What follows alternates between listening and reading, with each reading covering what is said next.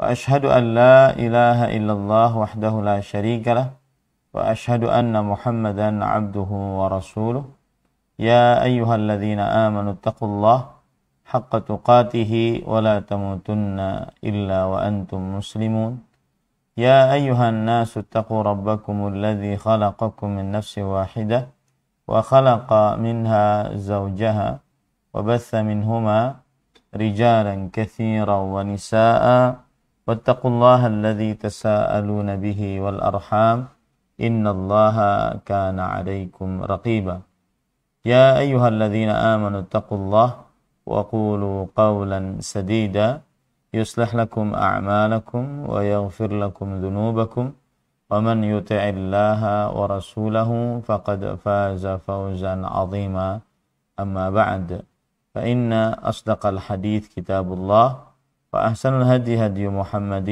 صلى الله عليه وعلى آله وسلم وشر الأمور محدثاتها وكل محدثة بدعة وكل بدعة ضلالة وكل ضلالة في النار. Alhamdulillah, kita bersyukur pada Allah Subhanahu wa taala pada hari ini, hari Jumat malam Sabtu, hari yang ke-15 dari bulan Dzulhijjah 1443 Hijriah. Kita dimudahkan oleh Allah Subhanahu wa taala untuk duduk bersama mengkaji kembali kitab Taujihat Islamiyah li Islahil Fardi wal Mujtama yang ditulis oleh Fadilatul Syekh Muhammad bin Jamil Zainu rahimahullahu ta'ala. Salawat dan salam semoga selalu Allah berikan kepada Nabi kita Muhammad sallallahu alaihi wa ala alihi wasallam, pada keluarga beliau, para sahabat, serta orang-orang yang mengikuti beliau sampai hari kiamat kelak. Dengan nama-nama Allah yang husna dan sifat-sifatnya yang ulia, kita berdoa, Allahumma inna nas'aluka ilman nafi'an wa rizqan tayyiban wa amalan mutaqabbala. Allahumma amin. Ahibati fillah, afanillah wa iyyakum, kaum muslimin yang saya cintai karena Allah, jamaah Bumiku Mengaji yang semoga selalu dirahmati oleh Allah Subhanahu wa taala.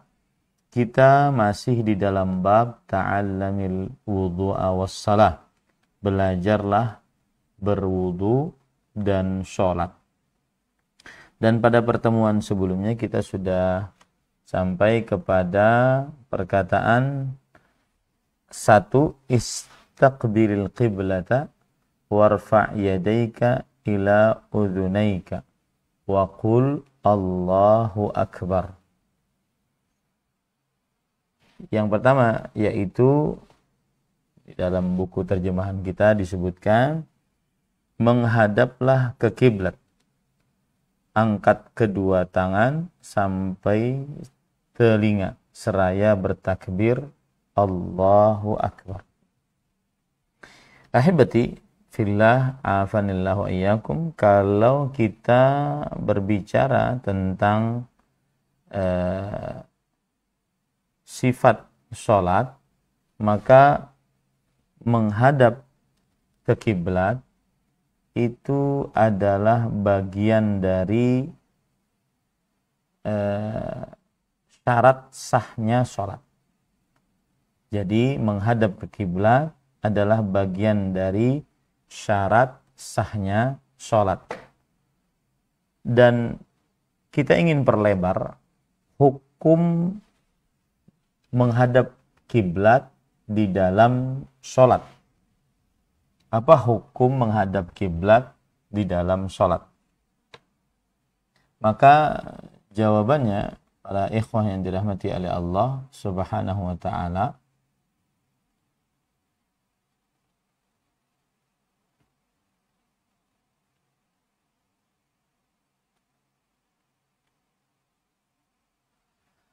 hukum menghadap kiblat adalah syarat sah sholat.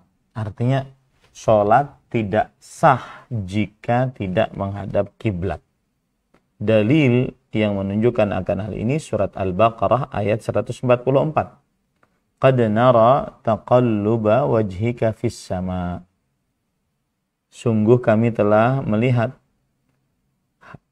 wajahmu menghadap ke langit.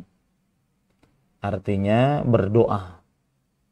Falanwalliyannaka qiblatan tardhaha. Berdoa meminta agar kiblat dipindahkan ke arah Ka'bah. Maka sungguh kami akan benar-benar palingkan engkau ke kiblat yang engkau sukai. Ke kiblat yang engkau ridai. Yaitu Nabi Muhammad SAW lebih meridai kiblat menghadap Ka'bah. Fawalli wajhak syatral masjidil haram. Hadapkanlah wajahmu ke arah Masjidil Haram. Wa haitsuma kuntum fawallu wujuhakum syatrah. Dan dimanapun kalian berada, maka palingkanlah wajah-wajah kalian ke arahnya. Itu dalil yang menunjukkan bahwa menghadap kiblat adalah syarat sahnya sholat. Kemudian juga dalil yang lain, yaitu berdasarkan hadis riwayat Imam Bukhari dan Muslim. Dari Abu Hurairah radhiyallahu anhu, beliau bercerita bahwa ada seorang laki-laki masuk ke dalam masjid dan Rasul sallallahu alaihi wasallam sedang duduk di sebuah pojok dari masjid. Lalu laki-laki tersebut sholat. Kemudian dia mendatangi dan menyalami Rasulullah SAW. Lalu Rasul SAW menjawab salamnya. Lalu beliau bersabda, irji' fasalli fa innaka lam tusalli. Kembalilah sholat. Sesungguhnya engkau belum sholat. Lalu orang tersebut kembali sholat. Kemudian setelah selesai, dia datang dan menyalami kembali Rasul SAW. Lalu Rasulullah SAW menjawab lagi salam. Dan beliau bersabda, irji' fasalli fa innaka lam tusalli. Kembalilah salat, sesungguhnya engkau belum salat.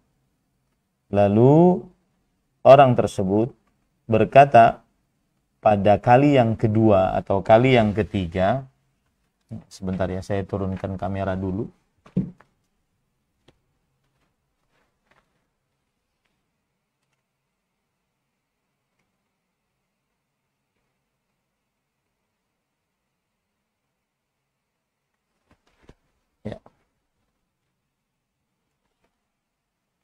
Lalu orang tersebut berkata pada kali yang kedua, kali yang ketiga, karena selalu disuruh kembali sholat begitu ya. Lalu orang ini berkata, ya alimni ya Rasulullah. Artinya, ajari aku wahai Rasulullah sallallahu alaihi wa ala alihi wasallam. Karena beliau tidak bisa lagi sholat sebagus itu. Ajari aku, wahai Rasulullah sallallahu alaihi wasallam.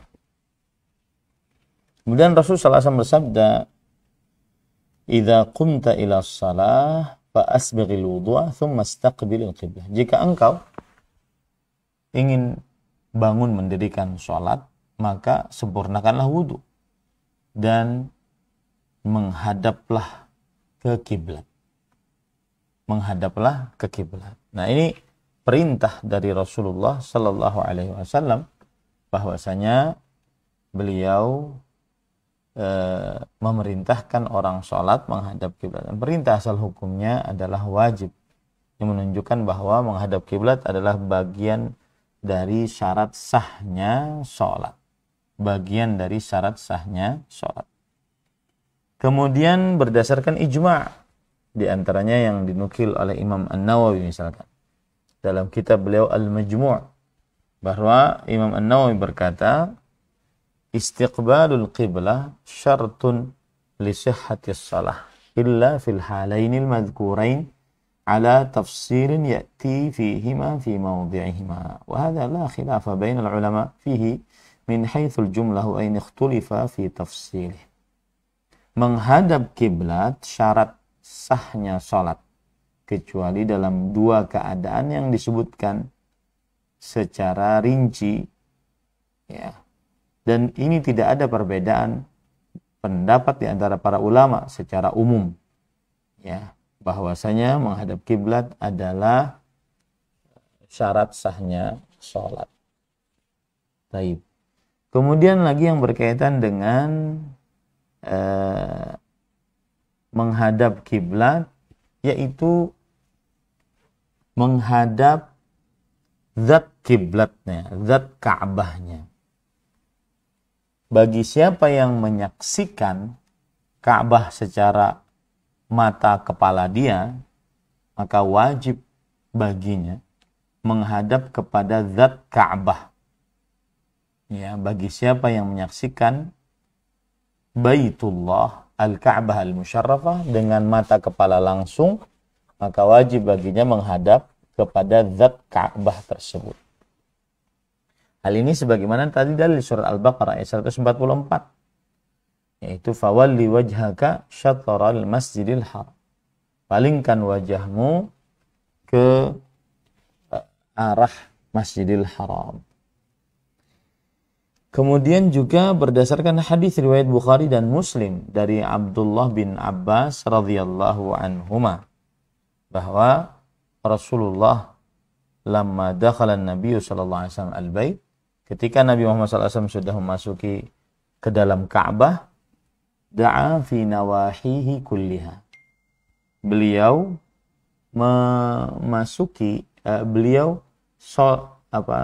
berdoa di setiap pojokan-pojokan Ka'bah. Walam yusalli hatta kharaja min. Dan beliau tidak sholat di dalamnya sampai keluar dari Ka'bah tersebut. Falamma kharaja raka'a raka'atain fi qubulil Ka'bah. Dan ketika beliau sudah keluar dari dalam Ka'bah, maka beliau sholat 2 rakaat di hadapan Ka'bah. Dan beliau berkata, hadhil qiblah. Ini adalah kiblat. Dan berdasarkan ijma' bahwasanya bagi siapa yang melihat zat Ka'bah, maka wajib baginya menghadap ke arah Ka'bah tersebut. Seperti perkataan Imam Ibnu Hazm rahimahullah, la khilafa baina ahadin minal ummah fi anna imra'an law kana bi Makkah bihaitsu yaqdiru ala istiqbalil Ka'bah fi salatihi fa sarafa wajhahu 'amidan anha ila ab'adil Masjidil Haram min khariji aw min dakhilihi fa inna salatahu batilah wa annahu in istajaza dzalika kafir. Tidak ada perbedaan di antara seorang pun dari umat Islam bahwa seseorang jika dia berada di Mekah yang mana dia sanggup untuk menghadap zat Ka'bah di dalam sholatnya, lalu dia palingkan wajahnya dengan sengaja dari arah Ka'bah kepada lain dari arah Masjidil Haram, baik itu di luar sholat atau di luar Masjidil Haram atau di dalam Masjidil Haram, maka para ulama bersepakat bahwa sholatnya batil. Maka sholatnya adalah batil. Dan jika ia membolehkan untuk sholat tidak menghadap Ka'bah, maka ini kafir. Ini para ikhwan yang dirahmati oleh Allah Subhanahu wa ta'ala. Taib. Menghadap kiblat bagi siapa yang berada di kota Mekah. Nah, ini tadi kan berbicara dengan orang yang bisa melihat Ka'bah. Ini dia berada di kota Mekah. Maka disyaratkan bagi siapa yang berada di kota Mekah dan memungkinkan baginya menyaksikan Ka'bah, maka wajib baginya untuk menghadap zat Ka'bah. Dan barang siapa yang tidak memungkinkan baginya untuk menyaksikan Ka'bah karena jauh, ya, atau karena terhalang sesuatu, maka dia mencukupkan dengan arah saja. dia mencukupkan dengan arah saja. Ini para ikhwah yang dirahmati oleh Allah Subhanahu wa ta'ala.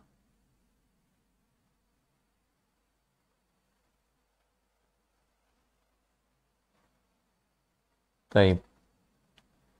Ahibati fillah, afanillahu wa iyyakum, kaum muslimin yang saya cintai karena Allah, semoga Allah Subhanahu wa taala selalu memberikan afiat kepada kita di dunia dan di akhirat. Maka sebagaimana sudah saya sebutkan bahwa menghadap kiblat bagi siapa yang berada di Mekah dan jauh dari Ka'bah, tidak bisa menyaksikannya secara langsung, ya, maka dia menghadap ke arah.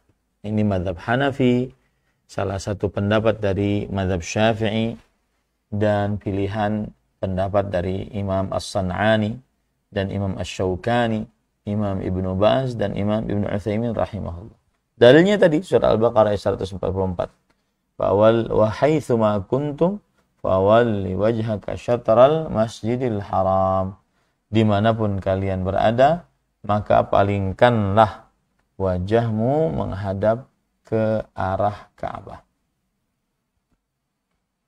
Sisi pendalilan dari ayat ini adalah kata firman Allah syatrah. Syatrah di sini maksudnya adalah arah atau kiblat, ya, arah atau kiblat. Kemudian para ikhwah, dalil yang lain juga surah Al-Baqarah ayat 186. La yukallifullahu nafsan illa wus'aha. Allah tidak membebani seseorang kecuali sesuai dengan kemampuannya. Jadi kita tidak mungkin persis sama dengan ketika kita bisa menyaksikan Ka'bah secara langsung.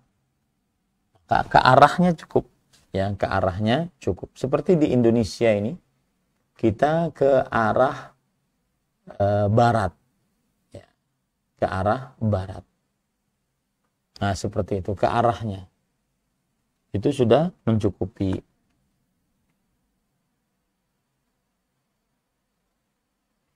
Apa hukum bagi yang di luar kota Mekah, kemudian dia menyimpang sedikit dari Ka'bah? Artinya benar-benar tidak sama persis kalau dihitung. Misalkan ini Ka'bah, ya, kemudian dia menghadap sini, lurus.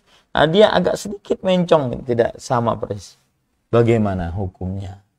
Kalau berbicara di luar kota Mekah dan jauh dari kota Mekah, maka tidak mengapa mencong sedikit bagi siapa yang sudah menghadap ke arah Ka'bah. Tidak mengapa, ya, mencong sedikit bagi siapa yang sudah menghadap ke arah Ka'bah. Karena kalau sudah menghadap ke arah Ka'bah itu sudah mencukupi. Dan ini mazhab Hanafi, mazhab Hambali, salah satu pendapat dari Imam Malik, pendapat yang dipilih oleh Syekhul Islam Ibnu Taimiyah, Imam Ibnu Utsaimin, dan juga fatwa dari panitia tetap untuk riset ilmiah dan fatwa Kerajaan Arab Saudi. Kenapa demikian? Misalkan, makanya kan ada masjid-masjid kadang-kadang tuh masjidnya sudah bagus sapnya gitu, ya. Kemudian gara-gara penghitungan yang benar-benar pas, akhirnya miring sapnya jadinya. Jadi masjidnya juga, sap di dalam masjid tersebut juga miring.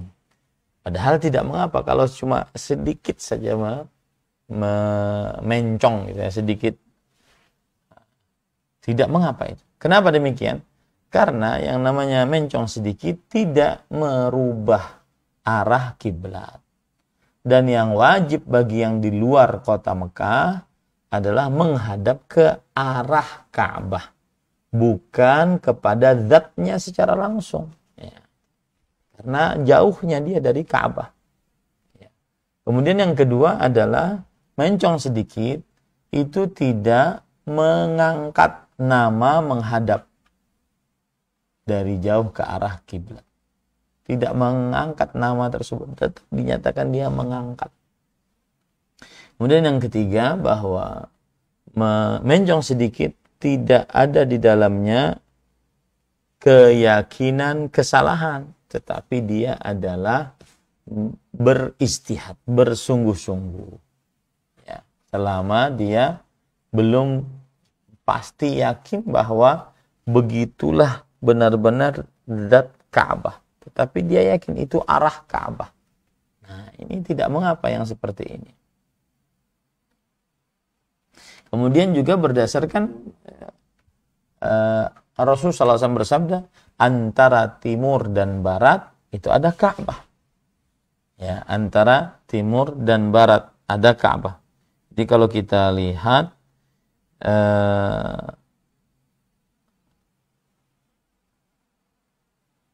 ada timur dan barat. Jadi timur sebelah kanan, kemudian barat sebelah kiri, utara sebelah atas, dan selatan sebelah bawah. Nah, kalau kita berada di kota Mekah, antara timur dan barat, atau kota Madinah lebih tepatnya, antara timur dan barat itu adalah Ka'bah. Berarti di sisi utara. Tapi kalau seandainya kita berada di Indonesia, maka antara utara dan selatan itu adalah Ka'bah, arah Ka'bah. Ya, arah kiblat yaitu barat. Nah, seperti itu. Ya, para ikhwan yang dirahmati oleh Allah. Jadi ini mungkin pelajaran bagi kaum muslimin. Masjid yang sapnya sudah bagus-bagus, kemudian ternyata harus benar-benar sesuai dengan Ka'bah. Akhirnya mencong gitu sap yang ada dalam masjid tersebut. Nah, ini semestinya kalau sudah masjidnya menghadap ke arah kiblat sudah mencukupi. Wallahu a'lam. Nah, kemudian permasalahan selanjutnya adalah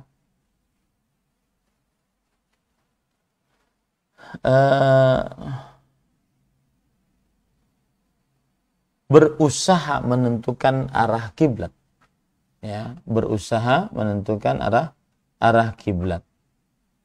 Maka para ikhwan yang dirahmati oleh Allah, apa hukum berusaha menentukan arah kiblat? Jika seorang yang bukan penduduk kota Mekah dan dia tidak tahu kiblat kota Mekah, maka wajib baginya untuk berusaha menentukan kiblat. Ya, dia wajib berusaha, tidak boleh dia asal-asalan. Dan ini pendapat adalah kesepakatan mazhab fikih yang 4. Mazhab Hanafi, Maliki, Syafi'i, Hambali. Yang demikian itu karena dia memiliki jalan, cara untuk mengetahui kiblat dengan matahari atau bulan, dengan gunung-gunung atau dengan arah angin. Oleh sebab itulah Allah berfirman dalam surah An-Nahl ayat 16, wa alamatin wa bin najmi hum yahtadun. Dan berdasarkan alamat, tanda-tanda dan bintang-bintang mereka mengambil petunjuk, yaitu petunjuk arah kiblat. Baik, para ikhwan yang dirahmati oleh Allah Subhanahu wa taala. Hukum berimam kepada salah seorang yang berbeda pendapat di dalam permasalahan penentuan arah kiblat. Dia berbeda pendapat dengan yang lainnya. Misalkan ini ada 2 orang sedang berbeda pendapat. Lalu 2 orang ini, yang satu ke arah sana, yang satu ke arah sana. Lalu kita mengikuti salah satu darinya. Apa hukumnya? Mengikuti salah satu dari orang yang berbeda pendapat. Ya, mengikuti salah satu dari orang yang berbeda pendapat. Maka jawabannya, para ikhwan yang dirahmati oleh Allah Subhanahu wa taala,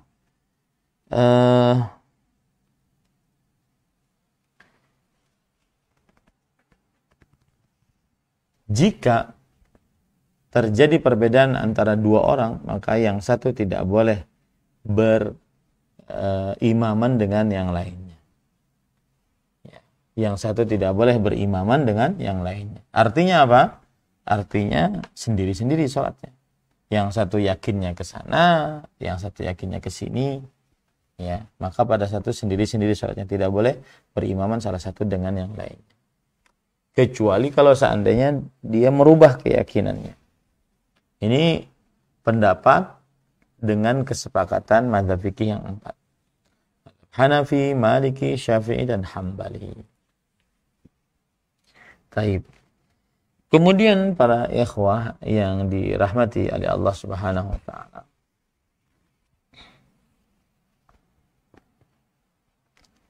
Barang siapa yang berubah usahanya dalam menentukan kiblat di tengah-tengah sholat. Barang siapa yang berubah usahanya dalam menentukan kiblat di tengah-tengah sholat. Nah, bagaimana ini? Maka siapa yang berubah usahanya dalam menentukan arah kiblat di tengah-tengah sholat, maka dia berpindah ke arah yang kedua dan menyempurnakan sholatnya. Dia boleh berpindah ke arah yang kedua dan menyempurnakan sholatnya. Artinya misalkan dia awalnya menghadap ke sini, ternyata setelah diberitahu dia harusnya menghadap ke belakang, berbalik kanan. Maka pada saat itu dia berpindah dan dia berhak menyempurnakan sholatnya dan sholatnya sah. Nah, dan ini pendapat jumhur, mazhab Hanafi, mazhab Syafi'i, mazhab Hambali, dan pilihan dari Imam Ibnu Abdul Bar dari mazhab Maliki.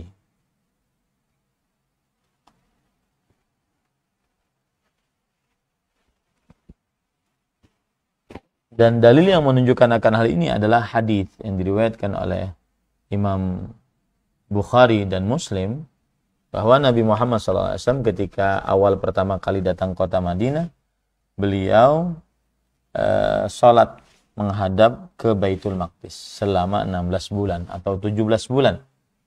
Dan Nabi Muhammad SAW lebih menyukai untuk kiblatnya adalah Baitullah, yaitu Al-Ka'bah Al-Musyarrafah. Dan bahwasanya beliau awal sholat yang beliau kerjakan adalah sholat Asyar. Kemudian sholat bersama beliau orang-orang. Ya, ini menunjukkan bahwasanya beliau berpindah. Ya, kemudian para sahabat juga ketika mengetahui bahwa kiblat berpindah, maka mereka berpindah. Jadi tidak mengapa.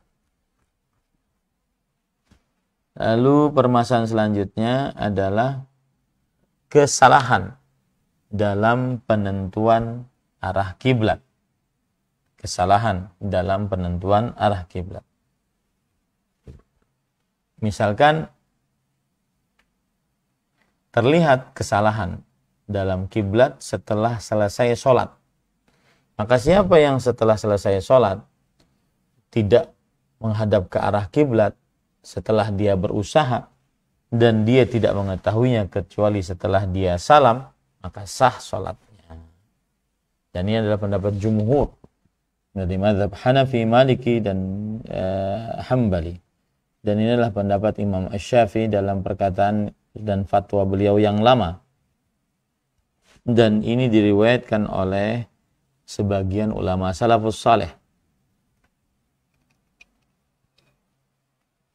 seperti Imam Mujahid dan Imam Sa'id Ibn Musayyab rahimahullahu ta'ala. Jadi kalau seandainya terlihat kesalahan di dalam kiblat setelah selesai sholat, dalam keadaan dia sudah berusaha, kemudian dia tidak mengetahui sebelumnya, maka sah sholatnya. Nah, kemudian para ikhwan yang dirahmati oleh Allah Subhanahu wa ta'ala, apa hukum sholat tidak menghadap kiblat, tapi dia tidak berusaha terlebih dahulu? Maka siapa yang sholat tidak menghadap kiblat tanpa ada usaha, maka tidak sah sholatnya dan wajib mengqadha'nya. Nah, ini berdasarkan ijma' juga, yaitu Imam Nawawi rahimahullah dalam kitab Al-Majmu' berkata, al-musalli ila jihatin bighairi istihadin fa innahu la tasihhu salatu bil ittifaq. Salat orang yang menghadap sebuah arah tanpa ada usaha sebelumnya, maka pada saat itu tidak sah salatnya dengan kesepakatan para ulama rahimahumullah ta'ala. Ini berdasarkan ijma' ya. Kemudian para ikhwah, bagaimana atau keadaan-keadaan apa saja yang gugur kewajiban menghadap kiblat saat sholat. Yang pertama, seorang yang tidak sanggup untuk mengetahui keberadaannya. Siapa yang berusaha mencari kiblat dan dia tidak yakin, maka dia sholat ke arah mana saja. Dan ini adalah mazhab Maliki, Hambali, dan salah satu pendapat dari mazhab Hanafi, dan pilihan mazhab Imam Syekhul Islam Ibnu Taimiyah rahimahullahu ta'ala. Dan dalilnya adalah surah Al-Baqarah ayat 286, la yukallifullahu nafsan illa usaha. Allah tidak membebani seseorang kecuali sesuai dengan kemampuannya. Kemudian juga berdasarkan surah At-Taghabun ayat 16, fattaqullaha mastata'tum. Bertakwalah kepada Allah sesuai dengan kemampuan kalian.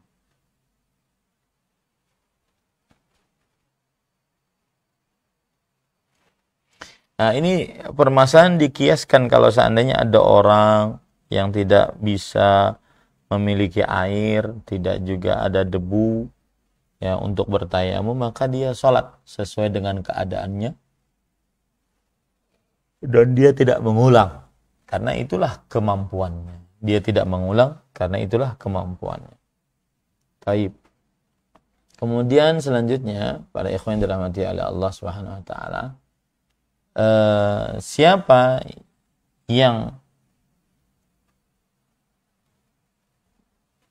tidak sanggup untuk menghadap kiblat saat sholat, maka dia sholat sesuai dengan keadaannya. Dan ini kesepakatan mazhab fikih yang 4. Kemudian sholat dalam keadaan sangat takut, ya, maka boleh sholat dalam keadaan sangat takut tidak menghadap kiblat, ya. Jika dikhawatirkan kalau dia sholat menghadap kiblat akan meninggalkan arah yang wajib dijaga. Oleh sebab itulah dia sholat menghadap kemana saja yang memungkinkan dia. Dan dalilnya adalah surah Al-Baqarah ayat 239. Fa in khiftum farijalan aw rukbana. Jika kalian takut, maka rijal. Rijal artinya datanglah kalian dengan berjalan kaki ataupun naik kendaraan. Nah,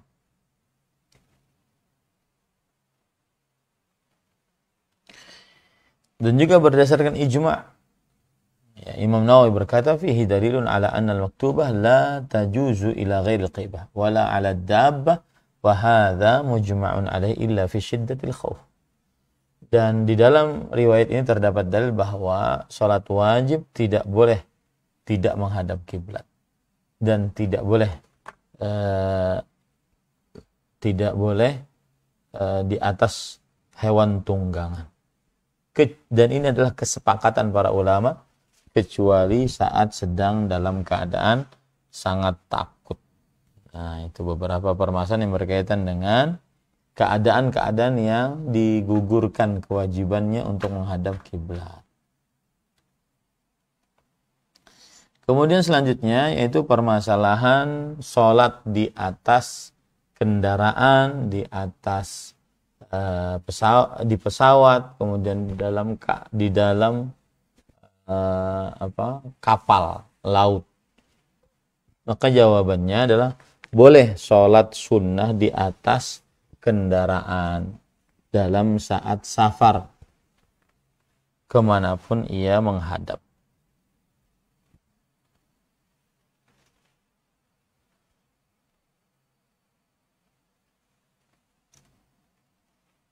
Dalilnya surah Al-Baqarah ayat 115. Fa aynama tuwallu fa thamma wajhullah. maka kemanapun kalian berpaling, di sana ada wajah Allah Subhanahu wa ta'ala. Abdullah bin Umar radhiyallahu anhuma dan sekelompok dari para ulama mengatakan nazalat hadhil ayat fi salati 'ala rahilah. Ayat ini diturunkan di dalam perihal salat, untuk salat di atas kendaraan. Kemudian juga berdasarkan hadis yang diriwayatkan oleh Imam Bukhari dan Muslim dari Abdullah bin Umar radhiyallahu anhuma bahwa anna Rasulullah SAW kana yusalli subhatah haitsu tawajjahat bihi naqatuh. Adalah Rasulullah SAW salat subhatah. Subhatah itu artinya salat sunnah di kemanapun hewan tunggangannya menghadap. Nah, jadi kalau hewan tunggangan itu orang yang sholat sunnah di atasnya tidak mengapa. Yang tidak diperbolehkan sholat wajib. Dan juga terserah hewan tunggangan menghadap ke arah kiblat atau tidak. Ya, menghadap ke arah kiblat atau tidak.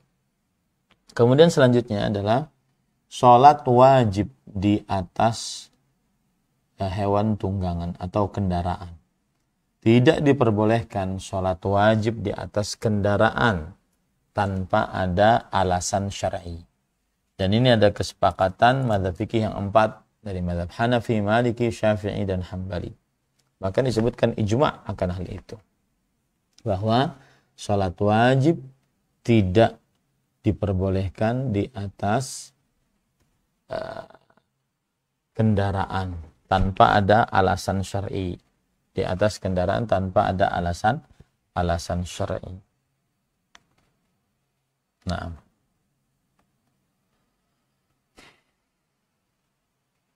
dalil yang menunjukkan akan hal ini adalah yaitu surat Al-Baqarah ayat 239. Sisi pendalilan dari ayat tersebut adalah jika terjadi rasa takut,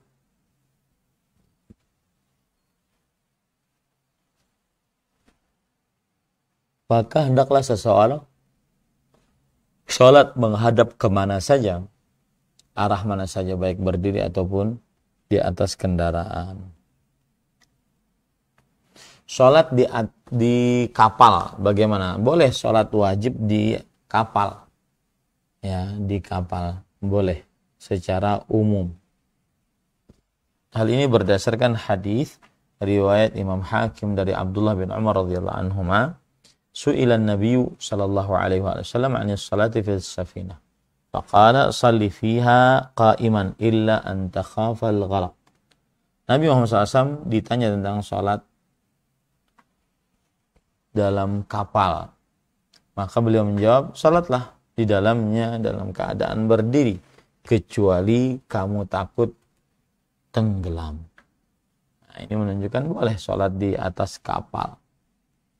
Kemudian sholat di pesawat, ya, boleh sholat fardu di atas pesawat atau di dalam pesawat, ya, dengan mengerjakan seluruh rukun-rukunnya sesuai dengan kemampuannya. Seluruh rukun-rukunnya sesuai dengan kemampuannya.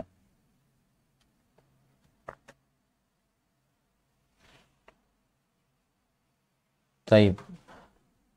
Itu juga permasalahan yang berkaitan dengan sholat di atas kendaraan, di atas kapal, di pesawat. Hukum sholat di dalam Ka'bah atau di atas Ka'bah. Boleh sholat di dalam Ka'bah, sholat fardu atau sholat sunnah. Dan ini mazhab Hanafi, Syafi'i, dan salah satu pendapat dari mazhab Maliki.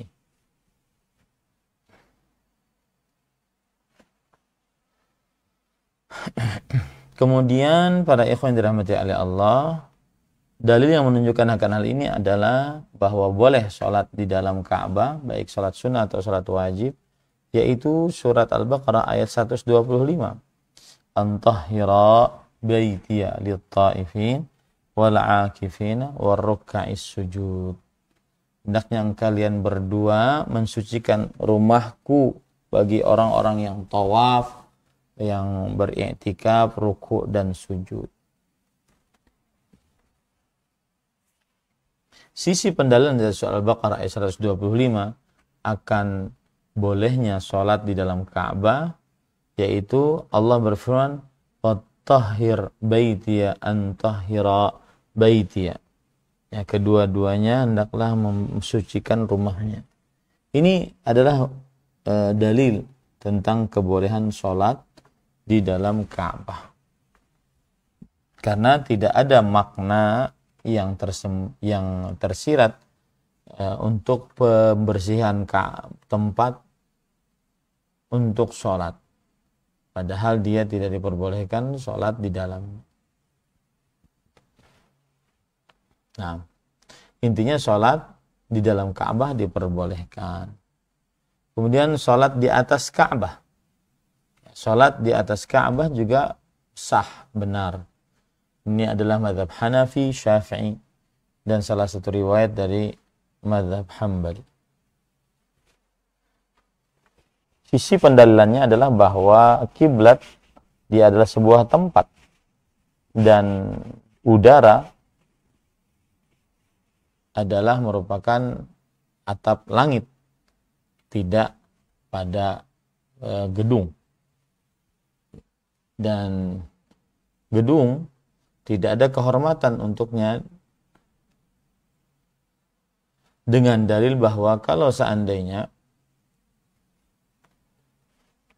Ka'bah misalkan dipindahkan dari satu tempat ke tempat yang lain, lalu orang ini menghadap ke Ka'bah yang setelah dipindahkan, maka tidak diperbolehkan. Ya, maka tidak diperbolehkan.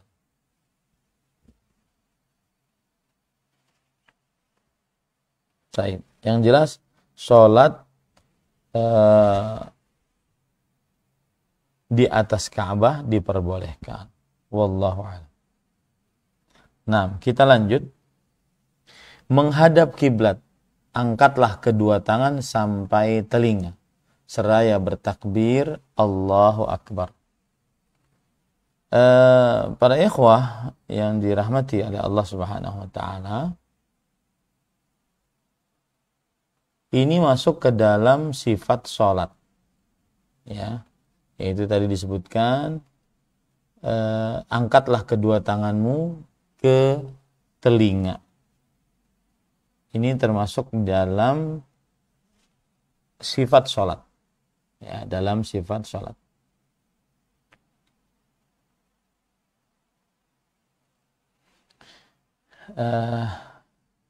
Mengangkat kedua tangan ini termasuk daripada sifat sholat. Dan di sana terdapat keadaan-keadaan mengangkat kedua tangan. Keadaan-keadaan mengangkat kedua tangan. Mengangkat kedua tangan saat takbiratul ihram. Maka mengangkat kedua tangan saat takbiratul ihram ini hukumnya sunnah. Dengan kesepakatan mazhab fikih yang 4. Mazhab Hanafi, Maliki, Syafi'i, dan Hambali. Bahkan dihikayatkan ijma' atas hal tersebut.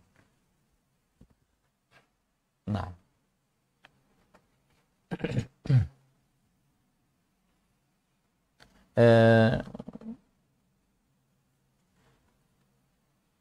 Dalil yang menunjukkan hal ini adalah hadis riwayat Bukhari dan Muslim dari Salim, dari bapaknya Abdullah bin Umar, dari bapaknya Umar bin Khattab radhiyallahu an, anna Rasulullah sallallahu alaihi wasallam kana yarfa'u yadayhi hadwa mankibaihi idza iftataha as-shalah. Adalah Rasul sallallahu alaihi wasallam mengangkat kedua tangannya sejajar dengan kedua pundaknya jika ia memulai sholat. Jika ia memulai sholat. Kemudian keadaan yang kedua mengangkat tangan adalah mengangkat tangan saat bangun dari ruku. Ya, saat mau ruku dan saat bangun dari ruku. Dan ini hukumnya sunnah. Dan ini adalah mazhab Syafi'i, Hambali. Dan mazhab Imam Malik dalam salah satu riwayatnya. Dan ini adalah pendapatnya kebanyakan para ulama dari para sahabat, para tabi'in, dan orang-orang setelahnya.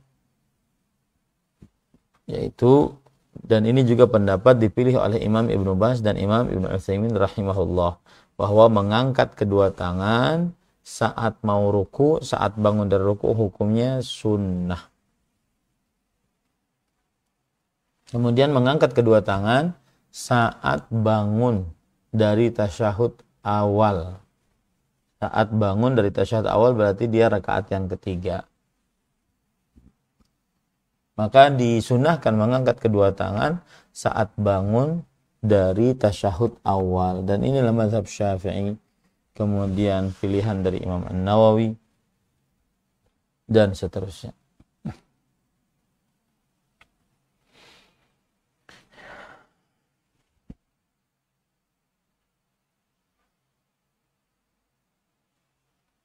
Dan dalil yang lain yaitu hadis riwayat Imam Abu Daud dari Abu Humaid As-Sa'idi radhiyallahu an.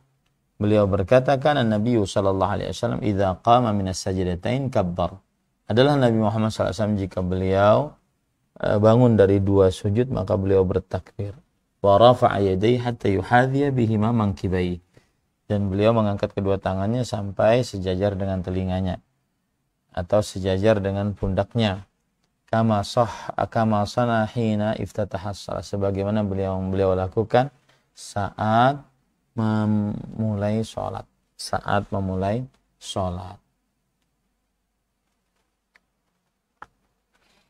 Kemudian pada ikhwan yang dirahmati oleh Allah Subhanahu wa taala, sifat mengangkat kedua tangan.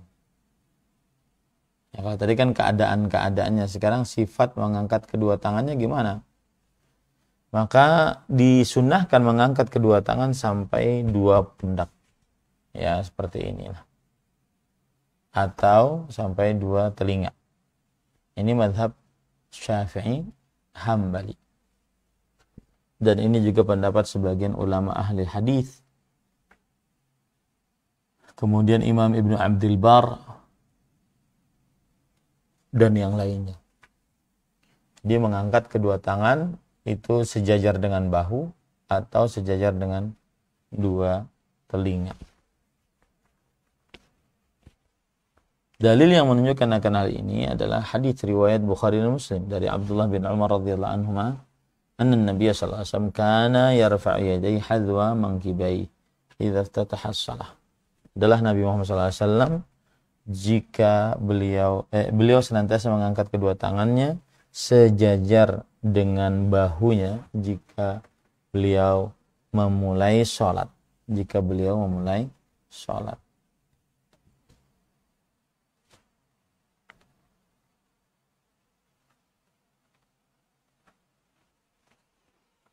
Taib. Kemudian sifat meletakkan kedua tangan saat berdiri. Kan takbiratul ihram, menghadaplah ke kiblat. Tadi bahasanya gimana? Menghadaplah ke kiblat, angkatlah kedua tanganmu ke telingamu. Ya, angkatlah kedua tanganmu ke telingamu.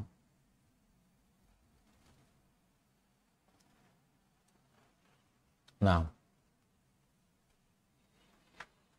sekarang bagaimana sifat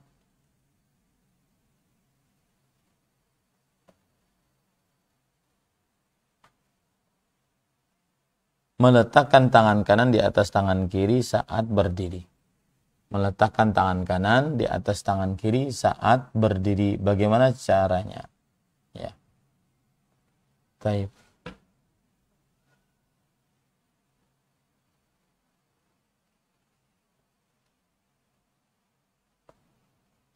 Disunahkan meletakkan tangan kanan di atas tangan kiri saat berdiri dalam seluruh rakaat sholat. Dan inilah mazhab kebanyakan para ulama, mazhab Hanafi, Syafi'i dan Hambali. Di dalam hadis riwayat Bukhari dari Sahal bin Sa'ad radhiyallahu anhu, beliau berkata, "Kana an-nas yu'maruna an yadha'a ar-rajulu yadahu al-yumna 'ala dhira'ihi al-yusra fi shalah." Adalah para sahabat diperintahkan untuk meletakkan seseorang tangan kanannya di atas lengan dari tangan kiri, di atas lengan dari tangan kiri. Abu Hazim rahimahullah berkata, la a'lamuhu illa yunmi dzalika ila Rasulullah sallallahu alaihi wasallam. Aku tidak mengetahui kecuali itu diangkat kabarnya kepada Rasulullah sallallahu alaihi wasallam. Jadi beliau meletakkan telapak tangan kanan di lengan tangan kiri, di lengan tangan kiri. Ya, seperti ini ya.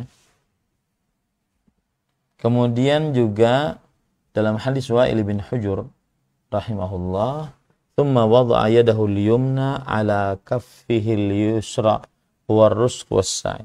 Kemudian beliau meletakkan tangan kanannya yang kanan di atas punggung telapak kaki kiri, telapak tangan kiri, dan di atas rusq. Rusq ini adalah ini, yaitu persambungan antara tangan dan telapak tangan. Was-sa'id, dan sa'id ini adalah lengan. Jadi tangan kanan di sini diletakkan, di sini diletakkan, di sini diletakkan. Beginilah jadinya.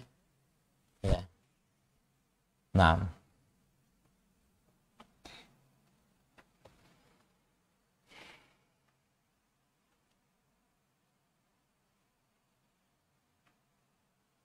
Baik. Kira-kira itu yang bisa saya sampaikan untuk kesempatan kali ini.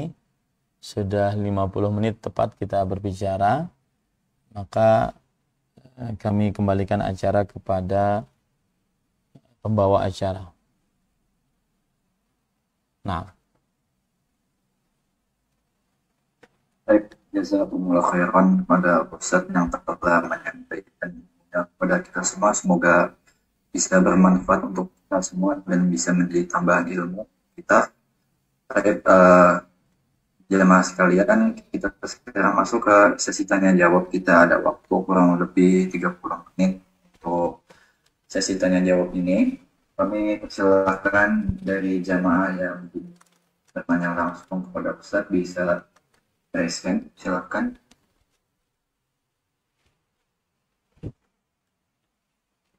Ya, silakan Pak Admin. Jazakallah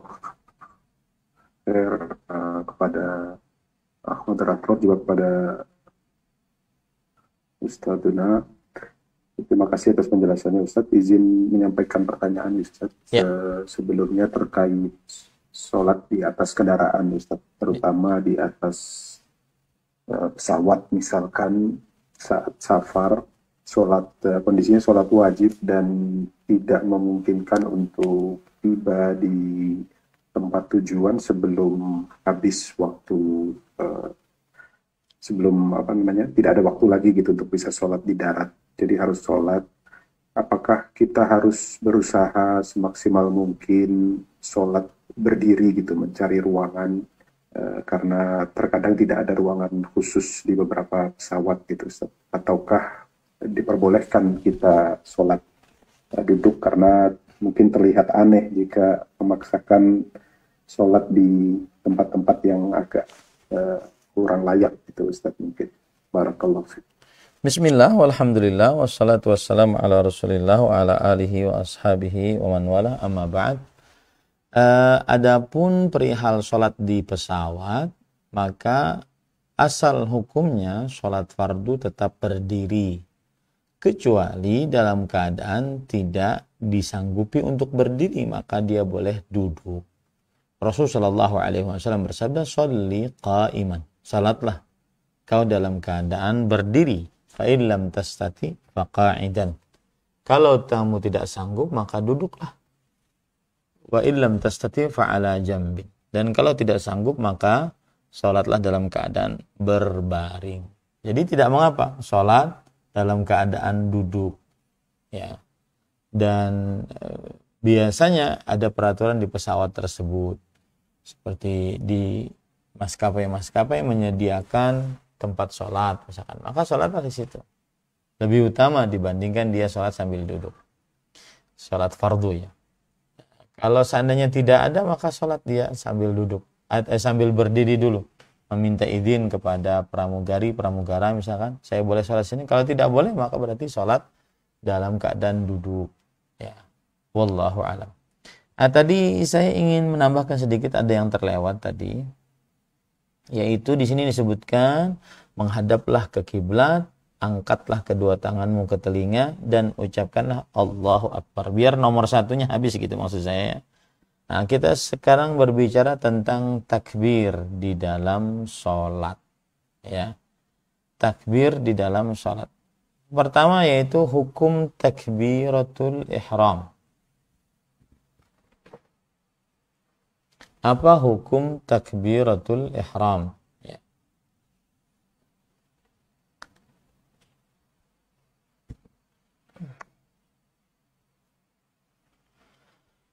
Hukum takbiratul ihram adalah rukun dari rukun sholat, yang mana tidak sah sholat tanpa bertakbiratul ihram. Ya, tidak sah sholat tanpa bertakbiratul ihram. Karena Rasul Shallallahu Alaihi Wasallam bersabda,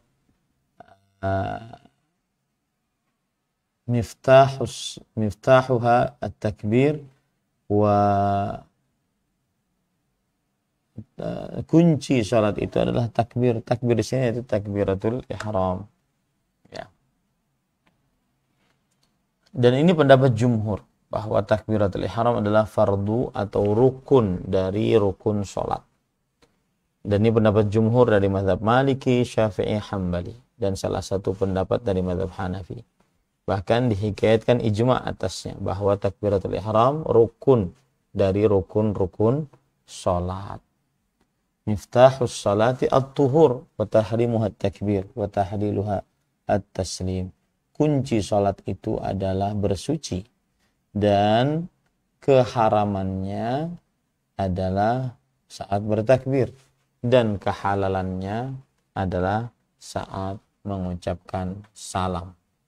Keharaman maksudnya setelah takbiratul ihram maka tidak boleh lagi mengerjakan pekerjaan-pekerjaan yang selain di luar pekerjaan sholat, ya, selain di luar pekerjaan sholat. Para ikhwah yang dirahmati oleh Allah Subhanahu wa taala, kemudian permasalahan selanjutnya syarat-syarat sahnya takbiratul ihram. Syarat-syarat sahnya takbiratul ihram.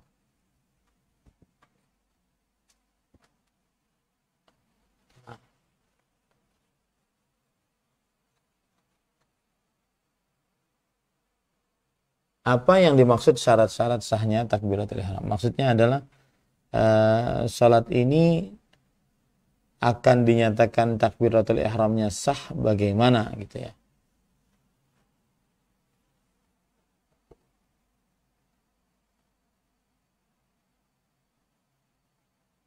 Bentar.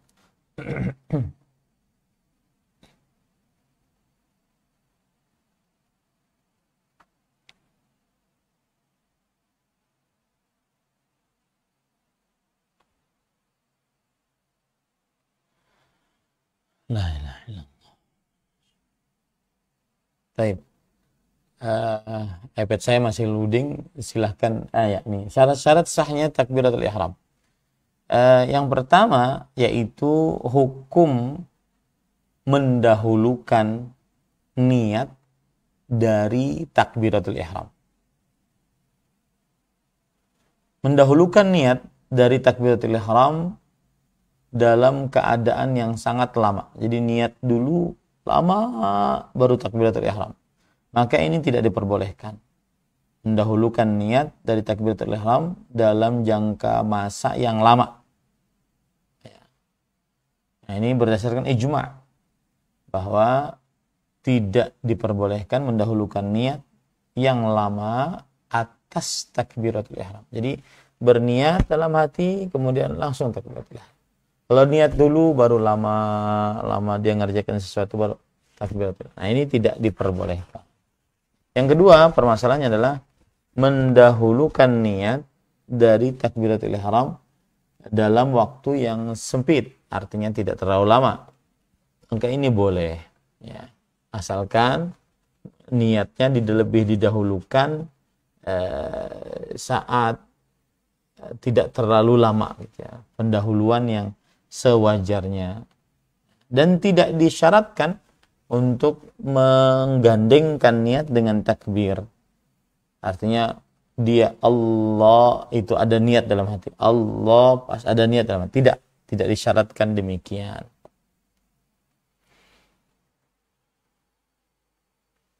Baik, syarat yang kedua adalah mengerjakan takbiratul ihram dalam keadaan berdiri. Ya, disyaratkan dalam sahnya takbiratul ihram di dalam salat fardu apabila dia membacakan takbiratul ihram dalam keadaan berdiri. Ini baru sah takbiratul ihramnya.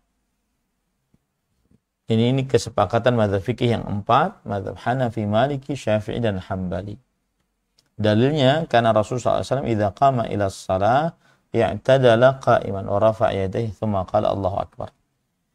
Adalah Rasulullah SAW jika ingin mendirikan salat, maka beliau berdiri tegak, kemudian mengangkat tangannya, kemudian beliau bertakbir Allahu akbar. Taib. Tidak sah salat kecuali dengan ucapan takbiratul ihram dengan Allahu akbar. Ya, tidak sah salat kecuali dengan ucapan takbiratul ihram dengan lafaz Allahu akbar. Nah, itu yang berkaitan dengan beberapa hal yang berkaitan dengan takbir. Sekarang takbir perpindahan. Apa hukumnya takbir perpindahan? Wallahu alam, takbir perpindahan hukumnya adalah sunnah, tidak wajib, dan ini mazhab jumhur. Ya, mazhab Hanafi, Maliki, Syafi'i, dan jumhur ulama dari para sahabat, para tabi'in, dan orang-orang setelahnya. Dan juga dinukilkan ijma' atas hal ini bahwa takbir perpindahan di dalam salat adalah sunnah dari sunnah-sunnah salat, bukan wajib. Nah, ya cukup itu ya takbir, tentang takbir. Silahkan jika ada yang ingin bertanya lagi. Mohon maaf saya tadi ingin menambahkan karena biar selesai nomor 1 sehingga kita pekan depan atau pekan ke-1 lagi kita akan bahas tentang nomor 2. Dan sengaja ya saya perpanjang permasalahan ini sehingga berbagai macam permasalahan bisa dipahami ya dengan baik dan benar. Kalau seandainya ada yang tidak setuju, kenapa terlalu melebar satu pertemuan cuma 1 paragraf gitu. Kalau seandainya ada yang tidak setuju mungkin bisa sampaikan kepada admin ya, nanti kita rubah caranya. Jadi cepat gitu. Tapi saya sengaja memperpanjang permasalahan-permasalahannya sehingga benar-benar mendalami dalam 1 poin. Wallahu a'lam. Nah.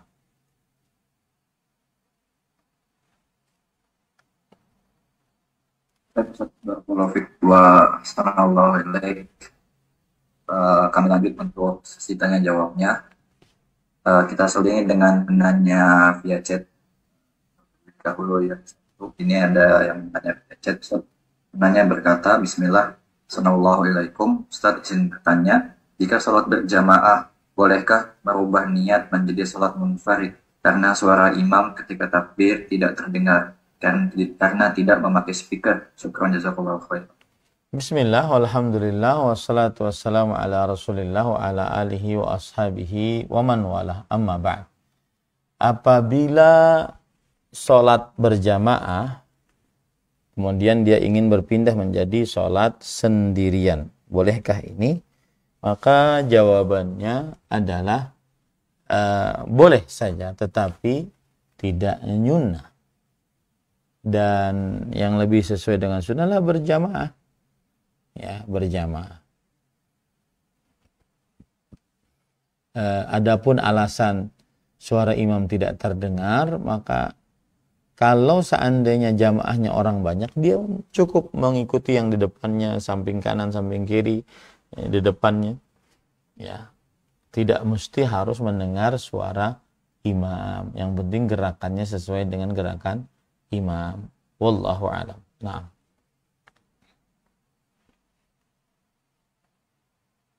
Baik, barakallahu fiik wa ahsanallahu ilaik. Kita lanjutkan untuk penanya langsung. Udah ada Ummu Ammar, silakan. Jazakumullahu khairan. Assalamualaikum warahmatullahi wabarakatuh. Ustadz, Waalaikumsalam. Jazakumullahu khairan atas penjelasan Ustadz yang sangat detail. Alhamdulillah.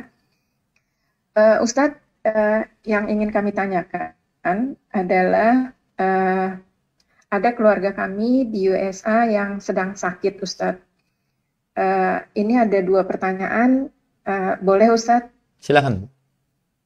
Ya, yang pertama adalah kerabat kami sakit stroke, Ustadz. Usianya tidak terlalu tua, jadi masih segar tapi kena stroke. Dan tiba-tiba dia tidak hafal bacaan sholat. Tidak sama sekali blank. Nah, tapi dia tahu dia mau sholat. Nah, untuk syarat minimalnya, apa yang harus dilakukan, Ustadz? Karena urutannya, bacaannya nggak hafal, dan semuanya hilang, Ustadz. Jazakumullahu khairan. Bismillah, walhamdulillah, wassalatu wassalamu ala rasulillah, wa ala alihi wa ashabihi, wa man walah, amma ba'd. Bagi orang yang seperti ini, maka dia jika memang tidak bisa hafal lagi bacaan-bacaan sholat, karena mungkin berpengaruh kepada saraf otaknya, tetapi dia masih ingat kewajiban sholat, masih ingat bisa berniat tentang sholat, kemudian masih ingat jumlah rakaat sholat, maka dia tetap wajib sholat. Tetap wajib sholat, lalu dia sholat sesuai dengan kemampuannya. Dia sholat sesuai dengan kemampuannya. Itu. Berdasarkan ayat Al-Quran, fattaqullaha mastata'tum. Bertakwalah kepada Allah sesuai dengan kemampuan kalian. Karena orang seperti ini, dia masih ada akalnya. Nah, kalau hilang sama sekali, maka tidak ada kewajiban sholat atasnya. Ya, karena Rasulullah SAW bersabda, Rafi'al qalamu an thalatha. Pena pencatat buku amal diangkat dari 3 orang. Anil majnun al-maghlubi ala aqli hatta yafiq. Dari seorang yang gila, yang tertutup akalnya sampai dia sadar. Maka seperti itu diperbolehkan untuk dia tidak sholat. Tetapi ketika dia masih ingat kewajiban sholat, masih ingat waktu sholat, masih ingat jumlah rakaat sholat, tapi dia lupa bacaan-bacaan sholat, urutan-urutan bacaannya, maka pada saat itu bertakwalah sesuai dengan kemampuannya. Al-Fatihah, kalau seandainya dia tidak sanggup untuk membacanya, dia berhak untuk membaca yang lain. Seperti misalkan ucapan subhanallah walhamdulillah wala ilaha illallah wallahu akbar. Karena dia tidak mempunyai ingatan lagi untuk membaca surah Al-Fatihah, maka dia baca sesuai dengan apa yang dia sanggupi. Wallahu a'lam. Ya Ustadz, alhamdulillah, jazakumullahu khairan. Pertanyaan selanjutnya, Ustadz.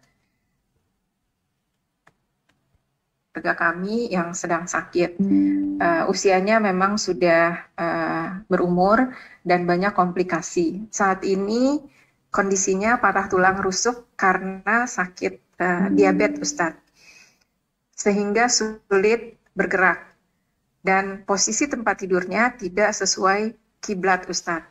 Jadi kalau mau diarahkan badannya ke kiblat juga sangat sulit karena sakit tadi. Dan bagaimana, apakah bisa dibantu untuk berwudu, Ustadz, dibantu orang lain untuk berwudu, dan bagaimana kondisi tersebut tidak bisa menghadap kiblat? Bismillah, walhamdulillah, wassalatu wassalamu ala rasulillah wa ala alihi wa sahbihi wa wala amma ba'd. Sebelum saya jawab pertanyaan ini, maka ada baiknya kita mengenal sebuah kaidah fikih yang disebutkan oleh para ulama. Kaedah itu artinya adalah sebuah landasan dalam beragama untuk berbagai macam perkara yang banyak yang bisa dimasukkan dalam landasan tersebut. Berbagai macam permasalahan-permasalahan yang banyak yang bisa dimasukkan dalam landasan tersebut. Nah, kaedah fikih diantaranya adalah al-masyaqqah tajlibut taisir. Kesulitan mendatangkan kemudahan. Apabila seseorang sulit untuk berdiri dalam sholat, maka dia dimudahkan untuk duduk. Kalau tidak sulit untuk duduk, maka dia dimudahkan untuk berbaring. Nah, kalau seandainya dia kesulitan untuk menghadap ke kiblat, maka dia dimudahkan untuk menghadap ke arah mana saja. Fawalli wajhaka syatr masjidil haram wa haitsuma kuntum fawallu wujuhakum syatr. Dimanapun kalian berada, maka palingkan wajahmu ke arah kiblat. Kalau tidak sanggup, maka masuk dalil yang lain. Wattaqullaha mastata'tum. Bertakwalah kepada Allah sesuai dengan kemampuan kalian. Ma amartukum bihi fa'tu minhu mastata'tum. Apa saja yang aku perintahkan, maka kerjakan darinya sesuai dengan kemampuan kalian. Terus seperti itu. Itu kaedah yang harus kita pegang. Al-masyaqqah tajlibut taisir. Kesulitan mendatangkan kemudahan. Ya, sehingga seseorang mudah dia beragama, melaksanakan aktivitas-aktivitas dalam syariat Islam dimudahkan ketika mengetahui kaedah ini. Nah, dalam urusan tadi maka dia dimudahkan urusannya, yaitu karena sakit, maka dia akhirnya sholat menghadap ke arah mana saja kiblatnya. Kalau seandainya bisa diarahkan, misalkan dipindah kasurnya, maka itu lebih baik. Kalau tidak bisa, maka tidak mengapa. Ya, maka tidak mengapa. Dan kembali lagi kepada permasalahan al-masyaqqah tajlibut taisir. Kesulitan mendatangkan kemudahan. Wallahu a'lam. Nah,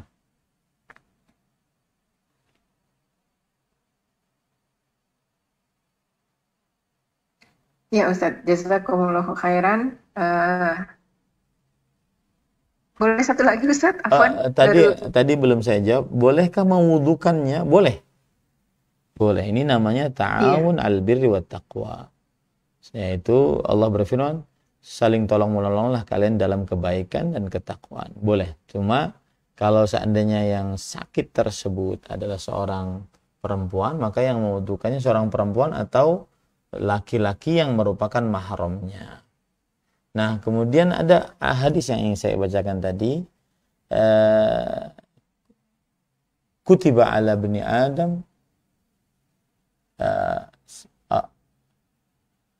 Allah Subhanahu wa ta'ala menuliskan pahala atas orang yang sakit dan orang safar, makana ya'malu muqiman sahihan. Seperti dia sedang beramal dalam keadaan sehat dan dalam keadaan muqim.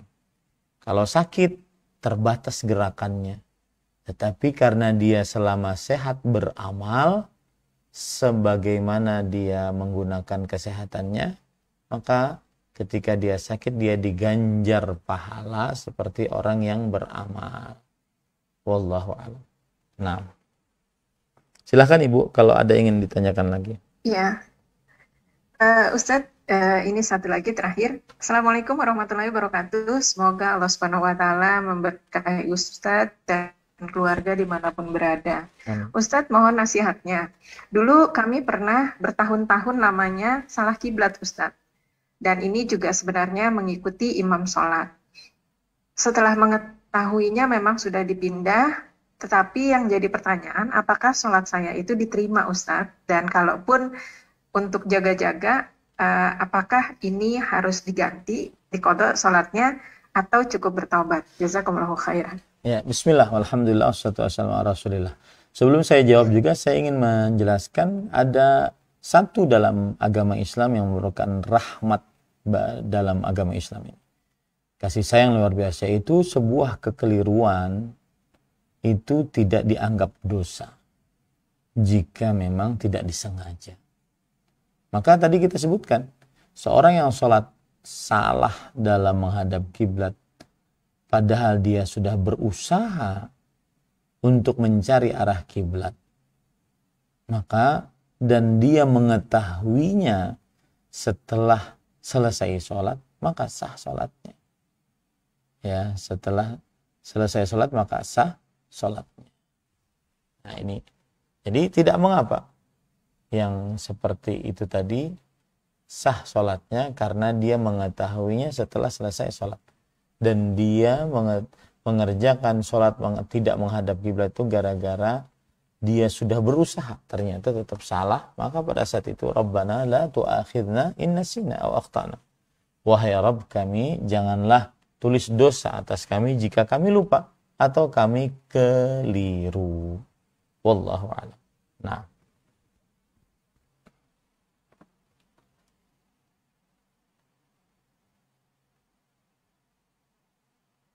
baik, barakallahu fikum wa ahsanallahu ilaik. Terima kasih Ustaz atas jawabannya. Selanjutnya kita berikan izin kembali untuk jamaah yang ingin bertanya langsung pada Ustaz. Kami persilakan untuk raise hand.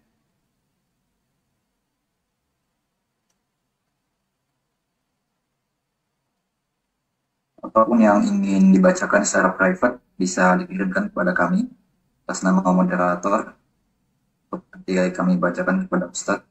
Kita masih ada waktu beberapa menit.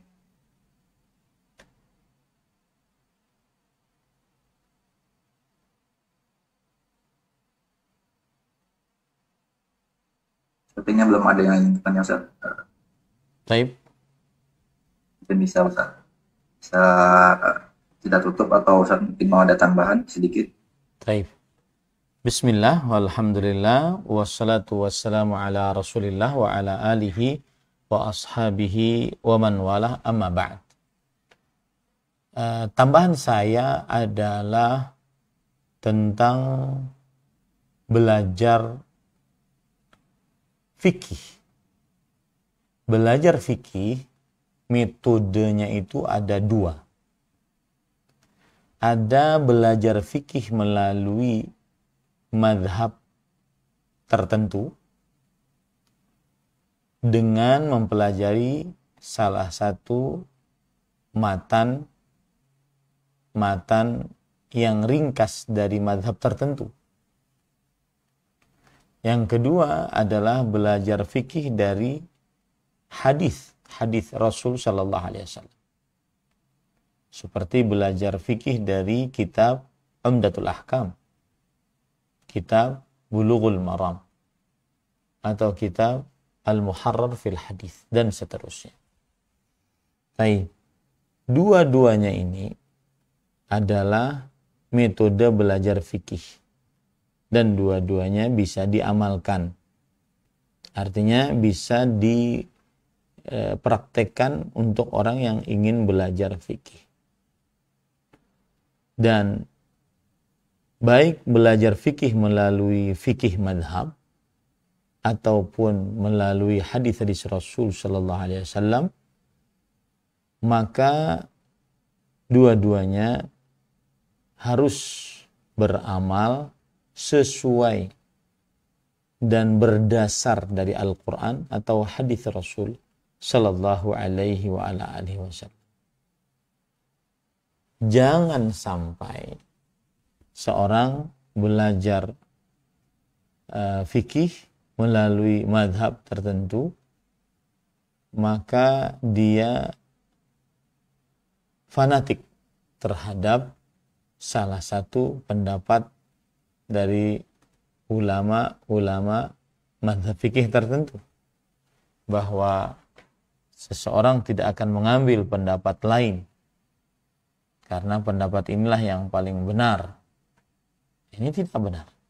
Beramal, dalam urusan beramal harus sesuai dengan Al-Quran dan hadis Rasulullah SAW. Dalam urusan belajar, silahkan belajar fikih melalui salah satu madhab, atau belajar fikih melalui hadis-hadis Rasul sallallahu alaihi wasallam. Nah, itu yang pertama ya, jadi tidak boleh dia